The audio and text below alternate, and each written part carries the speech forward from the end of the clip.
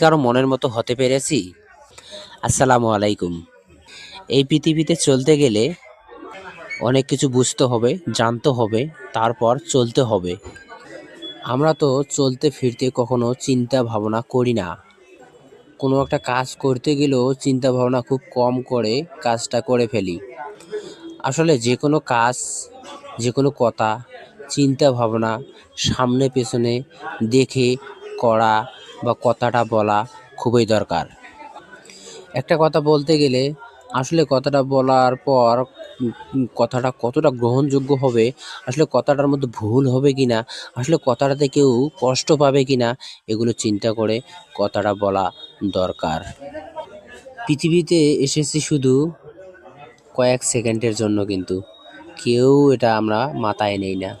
আর এই কয়েক সেকেন্ডের জন্য এসে আমরা আসলে পৃথিবীটাকে রাজত্ব করে খাইতে চাচ্ছি। আসলে কিন্তু আমার নিঃশ্বাসটা বের হয়ে গেলে সব শেষ। তারপরেও কিন্তু আমি কখনো ভাবি না। আসলে আমাদের ভাবনার মধ্যে আনা দরকার।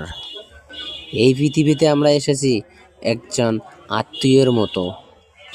যেমন একটা আত্মীয় আর এক আত্মীয়র বাড়িতে যায়, কয় মাসের জন্য যায়, কয়েক দিন, কয়েক ঘন্টা, এইরকম সময়ের জন্য কিন্তু যায়। আমরাও সেরকম কিন্তু পৃথিবীতে এসেছি। তাই কিন্তু আমরা বুঝে শুনে চলার চেষ্টা করব। আর এমন কোনো কাজ করব না যে কেউ আমার কাজে কোনো ক্ষতি হোক, তার কোনো লস হোক, তার কোনো আঘাতপ্রাপ্ত কোনো কিছু হোক, এটা আমরা চাইব না। কারণ বুঝতে হবে এই পৃথিবীতে আমরা আছি কয়েক সেকেন্ডের জন্য। তাহলে আমরা কেন মানুষের ক্ষতি করতে চাইব, কেন মানুষের সময় নষ্ট করতে চাইব? আসলে আমরা এই পৃথিবীতে যেমন কয়েক সেকেন্ডের জন্য এসেছি, ভালো কাজ করব, মানুষকে ভালোবাসতে শিখব, তাহলেই না আল্লাহ আমাদেরকেও ভালোবাসবে, আল্লাহ আমাদেরকে ওপর রহমত নাজিল করবে।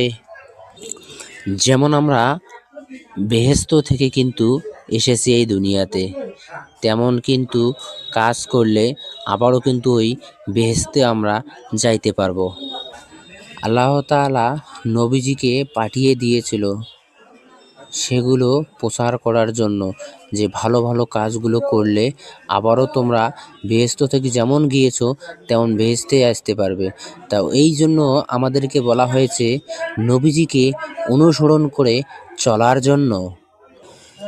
আমরা কিন্তু বুঝিও বুঝতে চাই না, না বুঝে অনেক কাজ করি। তাই তো পৃথিবীতে অনেক ধরনের মানুষ আছে, অনেক ধরনের কাজ আছে। দেখে শুনে বুঝে করব, কাউকে আঘাত দেব না, কারো ক্ষতি করব না, ইনশাআল্লাহ। ভালো থাকবেন, সুস্থ থাকবেন। আগামী আবার কোনো ভিডিওতে দেখা হবে। ভালো লাগলে চ্যানেলটা সাবস্ক্রাইব করবেন, লাইক